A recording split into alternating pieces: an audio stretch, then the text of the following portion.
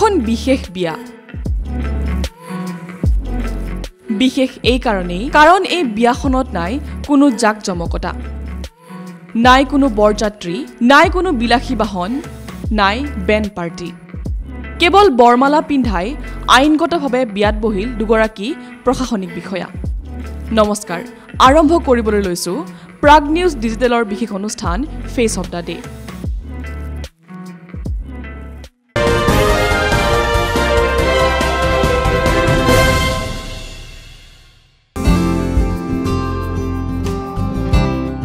বৰ্তমান সময়ত ধাৰ্মিক ৰীতি-নীতিতেই সীমিত হৈ থকা নাই বিবাহ অনুষ্ঠান অত্যাধুনিক জাকজমকতাৰে ভৰি পৰিছে বিয়াৰ অনুষ্ঠানসমূহ কাপোৰৰ পৰা আৰম্ভ কৰি বিয়াৰ পেণ্ডেল অতিথি আপ্যায়নকে ধৰি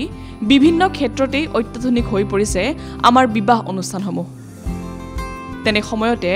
আমাৰ দেশৰে দুগৰাকী প্ৰশাসনিক বিষয়াই বিবাহৰ ক্ষেত্ৰত লৈছে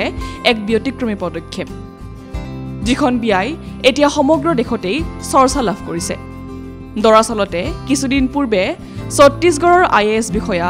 যুবৰাজ মৰ্মতে তেলেংগানাৰ আইপিএছ বিষয়া মনিকাৰ সৈতে বিবাহ পাশত আবদ্ধ হয়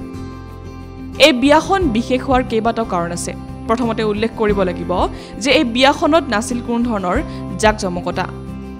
নাছিল কইনা নিয়া বৰযাত্ৰী নাছিল বেণ্ড পাৰ্টিৰ গান আছিল কেৱল দুডাল গোলাপৰ বৰমালা আৰু বিবাহ পঞ্জীয়ন পত্ৰ য'ত স্বাক্ষৰ কৰি দুইগৰাকী বিষয়াই আৰম্ভ কৰিলে এটা নতুন জীৱন সেইবাবেই এই বিয়াখন বৰ্তমান চৰ্চাৰ এক কেন্দ্ৰবিন্দু হৈ পৰিছে সমগ্ৰ দেশত বৰ্তমান সময়ত বিবাহ বুলিলেই ধনৰ লেনদেনৰ এক মানসিকতা গঢ়ি উঠিছে যদিও ভাৰতবৰ্ষৰ কিছু অঞ্চলত যৌতুক প্ৰথা কিছু পৰিমাণে কমিছে তথাপি পৰম্পৰাগত বিয়া কাৰ্যসূচীতকৈ বৃদ্ধি পাইছে অত্যাধুনিক জাকজমকতা